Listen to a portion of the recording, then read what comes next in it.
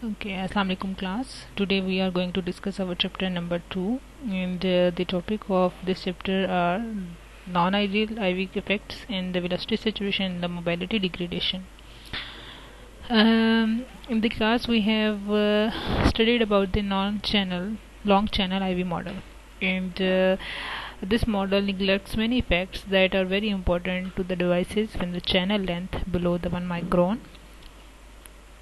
So we have see what kind of the parameters involved that causes the non-ideal behavior of the MOS transistor, and then we compare the characteristics of non-ideal and the ideal behavior in the linear and the saturation regimes, because the behavior is the same in the cutoff, as there is no current flow in the cutoff region. So the behavior of most transistors in terms of the ideal and non-ideal is the same in cutoff.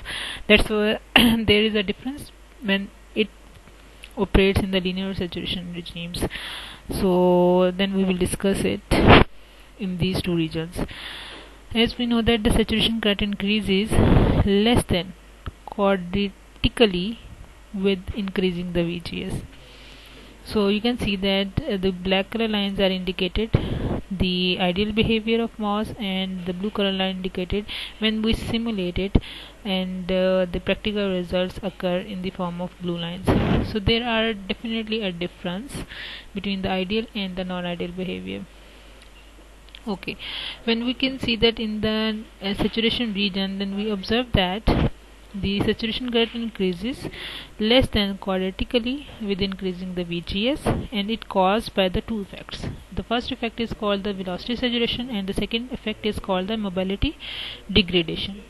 So what is the velocity saturation?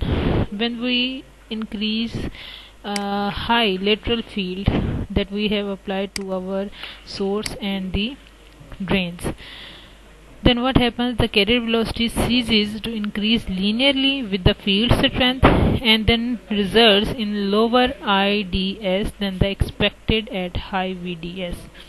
So you can observe it from the graph. Then when VDS is going to be increases, then what happens, the voltage and the current causes to increase linearly.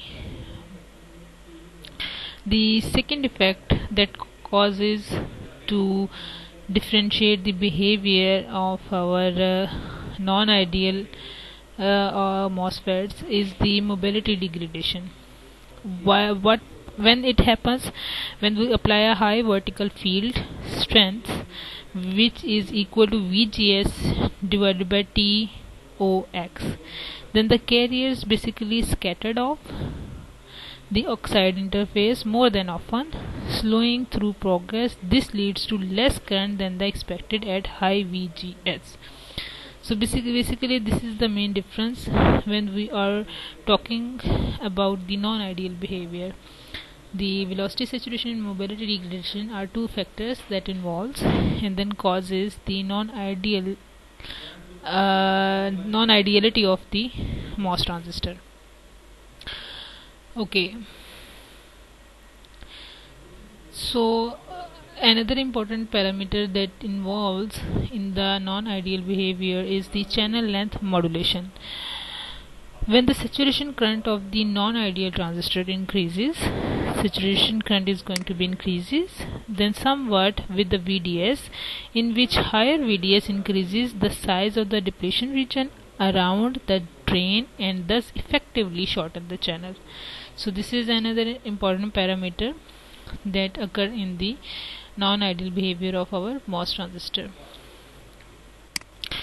Okay, the threshold voltage determined by the oxide thickness and the channel doping level provided some few information that when we increasing the potential between the source and the body, it raises the threshold through the body effect.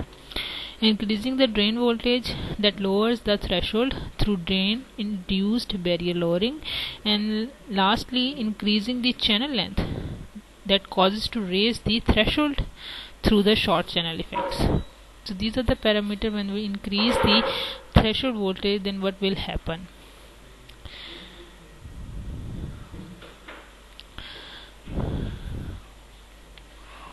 The other important information that we will get in the non-ideal behavior is the leakage sources. Several sources of the leakage result in current flowing in the nominally off transistor. So subthreshold conduction transistor cannot be abruptly turned on or off. Biggest sources in the modern transistors. The other important thing is about the junction leakage. The threshold voltage itself is influenced by the voltage difference between the source and the body. This is called the body effect. So the source and the drain diffusions are reverse biased diodes and also experiences a junction leakage into the substrate or the well. Then the gate leakage. The current into the gate Ig is ideally 0. However, as the thickness of the gate oxide reduces to only a small number of the atomic layer, electrons tunnel through the gate, causing some gate current. So these are other parameters that involve when we are discussing the non-ideal behavior. Okay, there is a rising temperature. The MOS characteristic degrade with the temperature.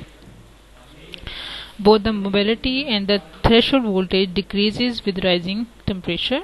The mobility effect is most important for on transistor, resulting in the lower IDS at high temperature.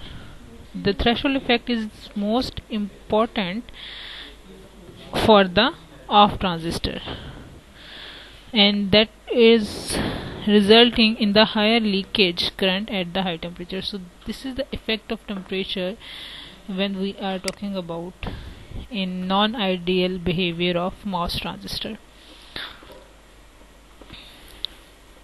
So these are the effects that causes when we consider the diode the MOS transistors as a non-ideal behavior.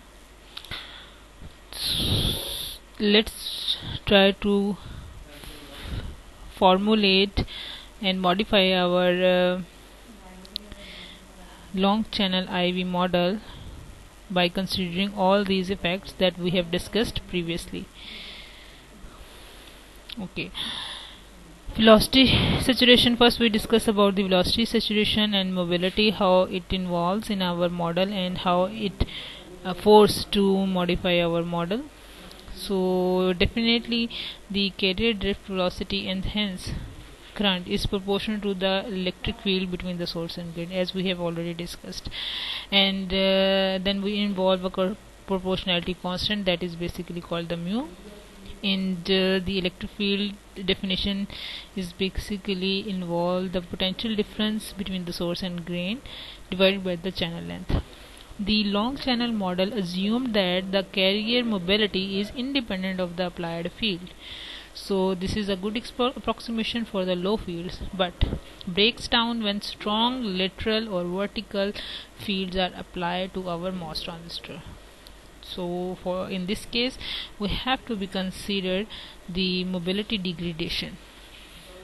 The concept of the mobility degradation can be explained.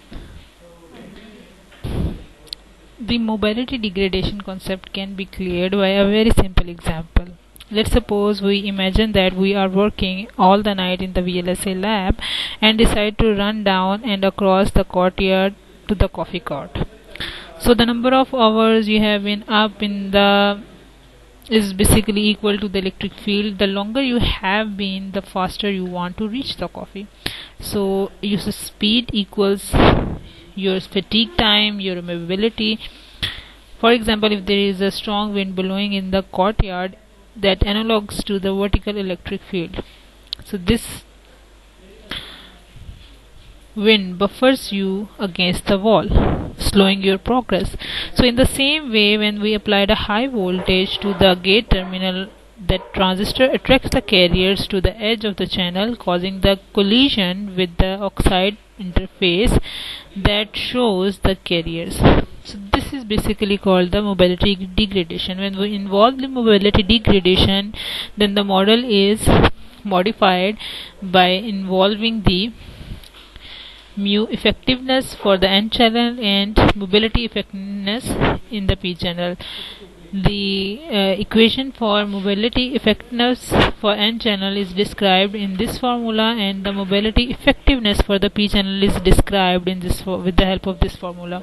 So these are predefined for the mobility degradation. Okay, what is the velocity saturation? This example is very easy to understand if we consider that moreover their freshman physics is just letting out of the lecture hall. So occasionally you bonus off or confused freshmen fall down and have to get up and start running again. So this is basically the analogous to the carriers getting off the silicon latex, technically called the collision with optical photons. The faster you try to go, the more you often to collide. So beyond a certain level of the fatigue, you reach the maximum average speed. So in the same way, when the carrier approaches a maximum velocity V saturated, when the high fields are applied, this phenomena is called velocity saturation. So this figure is shown that the Meyer data for the carrier velocity as a function of the electric field E between the drain and the source. So when we are discussing the velocity saturation, then we said that at the low fields the velocity increases linearly with the field, and the slope of the mobility is mu n. And at the field that is above to the critical level, then the velocity level out and V saturated, which is approximately equal to 107 for the electrons and 8 multiplied by 106 centimeter per second for the holes. So the velocity can be approximately reasonable well with the following expression. Velocity is going to be modified with the help of this. When the electric field is less than the critical field, the velocity saturation is defined in terms of mobility effectiveness, and when the velocity electric field is greater than the critical field, then the velocity saturation become like V saturation. And whereby the continuity the critical electric field, the critical electric field is defined as 2V saturated divided by the mobility effectiveness, and the critical voltage VC, the drain to source voltage at which the critical effective field is reached, V is equal to EC by L. So new carrier velocity expressions get modified equation for the linear saturation region that we have discussed. As I already told in this session, that at the cutoff region the behavior of the ideal and non-ideal MOS transistor current is the same, 0, but it get modified when we are moving to the linear or the saturation region. So mobility effectiveness involved in the linear region. So in terms of mu, in the ideal behavior is modified with the mu effectiveness, and in case of the saturation, the velocity saturation occur, and simple V is modified with the V saturation.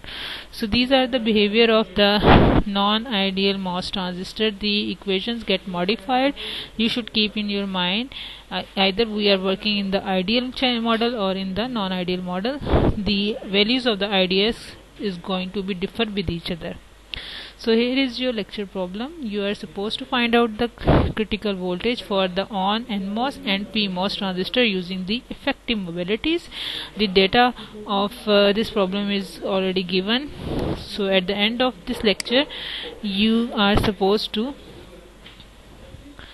calculate the value of critical voltage and show me the result on MS Teams. This is all for today's session. If you have any question, you can ask freely. Thank you.